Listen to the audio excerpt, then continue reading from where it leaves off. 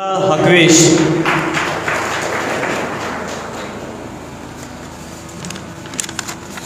د صدر صاحب او د ټولو ملګرو په اجازه ما یو مقاله لیکله د پښتو په حواله سره د مقالې عنوان ده له پښتو سره روان ظلم اوسنی نه ډېر له پخوا ورسره کېږي.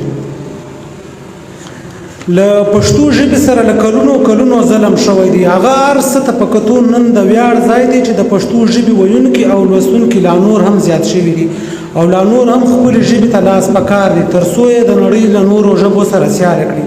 پښتانه که څه هم خپلې ژبې ته په کتابي شکل د مشاعرې په شکل د سیمینار سټډي سرکل په شکل کار کوي، خو د دې ترڅنګ په ټولنیزو رسنیو هم د پښتو ژبې لپاره ډېر ښه کار روان دی.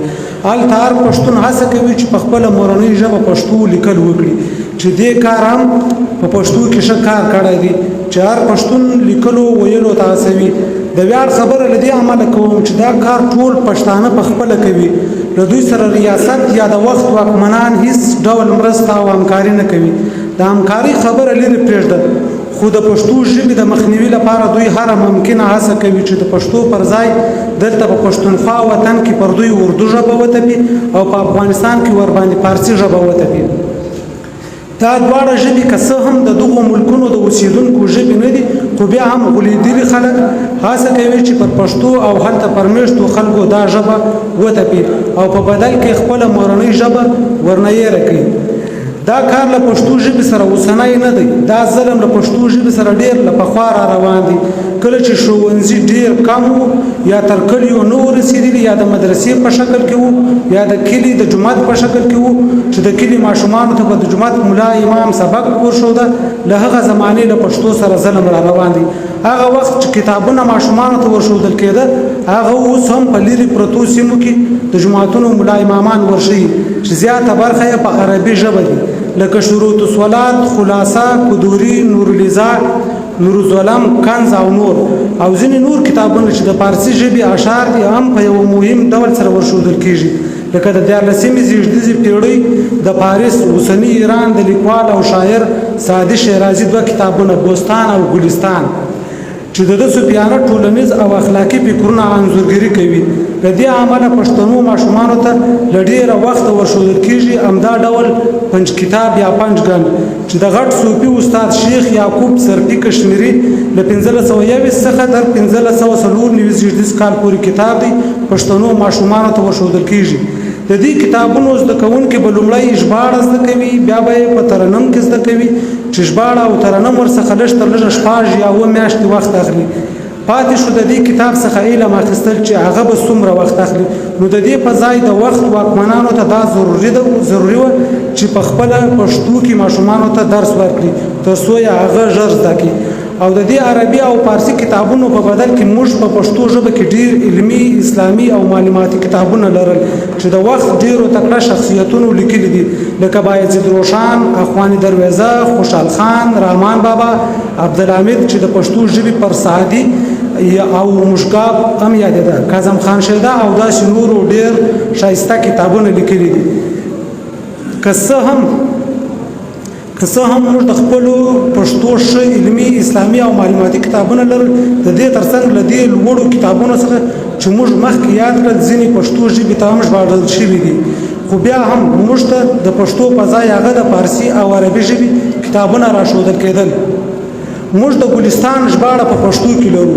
د خوشحال خان خټک زوی عبدالقادر خان خټک د شیخ سعدي کتاب ګلستان پښتو ژبې ته د ګلدسته په نوم ژباړلی دی.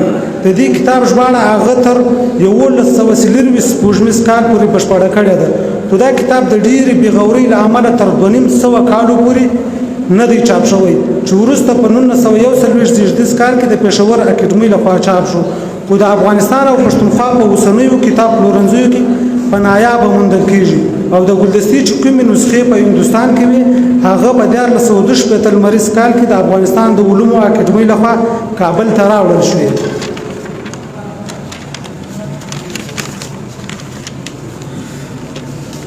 او یو چا داسې معلومات هم راکړل چې د خوشحال خان خټک لور او د عبدالقادر خان خټک سکنوي خور عالمه خټک هم د ګلستان ژباړه کړې ده، خو زه برلاسه نه شوم چې کره معلومات یې را پیدا کړم.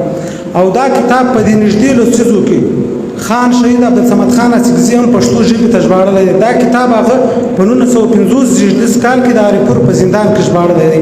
همدا ډول د کدوري پښتو ژباړه هم شته. د اسلامي د حنیفي فقه د مشهور عربي کتاب کدوري لومړی پښتو ژباړه 280 کاله پخوا د افغان شهنشاه احمد شاه ابدالي د پاچاهۍ په 14 کال 1186 کال کې ملا ګلاب کندهاري کړې ده. کدوري د خپل وخت مشهور حنیفي عالم ابو الحسن احمد البغدادي الکدوري چې په 428 کال کې مړ شوی دی 1000 کاله پخوا په عربي لیکلی و او تر اوسه د افغانستان او پښتونخوا په ګډون په ډیرو اسلامي هیوادونو کې د دیني نصاب برخه ده. ملا ګلاب د دې کتاب د خپلې پښتو ژباړې په سیریزه کې لیکي چې دا کتاب د پښتو زده کوونکو د اسانۍ لپاره له عربي څخه پښتو ته ترجمه کړی. د دې اولی پښتو کدوري یو نیمګړې خطي نسخه شهید عبدالقیوم پتیال په کندهار کې موندلې وه او یوه برخه یې ځینې چاپ کړې وه. د دې په کتو زموږ لپاره لازمي ده چې په خپله ژبه کې زده کړې وکړو چې ډېر شمېر کتابونه پکښې لرو چې په هره موضوع لیکل ورباندې شوي دي.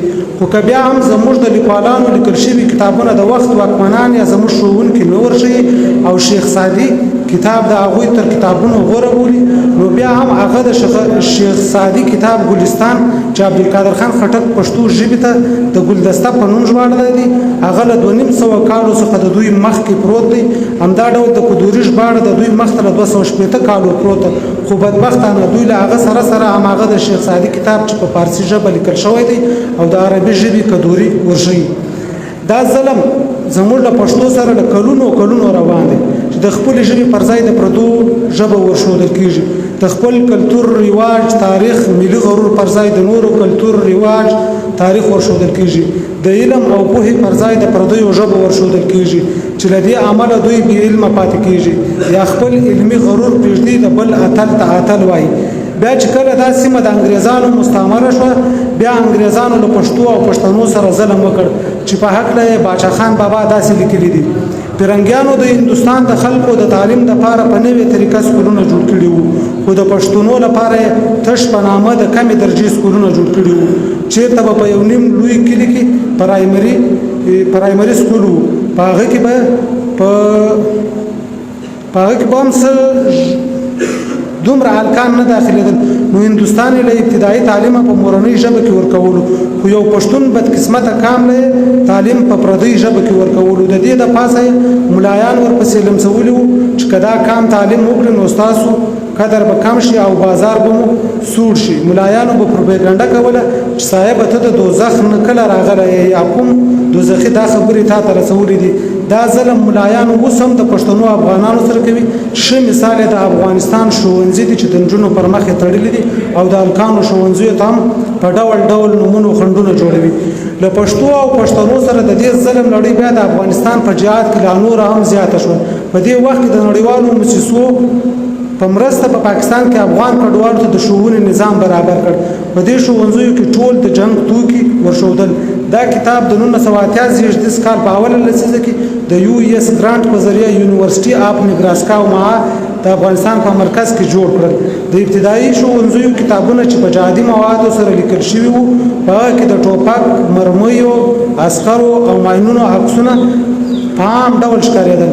هغه د دې لپاره چې د ماشومانو فکرونه د ساینسي، تاریخي، کلتوري، ادبي، اقتصادي او سیاسي پلو څخه جنگي پلو ته راوړوي. دا کار دوی په پښتو ژبه کې وکړ چې په تاریخ کې تور داغ پاتې شو او دې نصاب په پښتونخوا کې په پښتنو کې ډېر بد اثر وکړ چې کلاشینکوف کلچر یې عام کړ.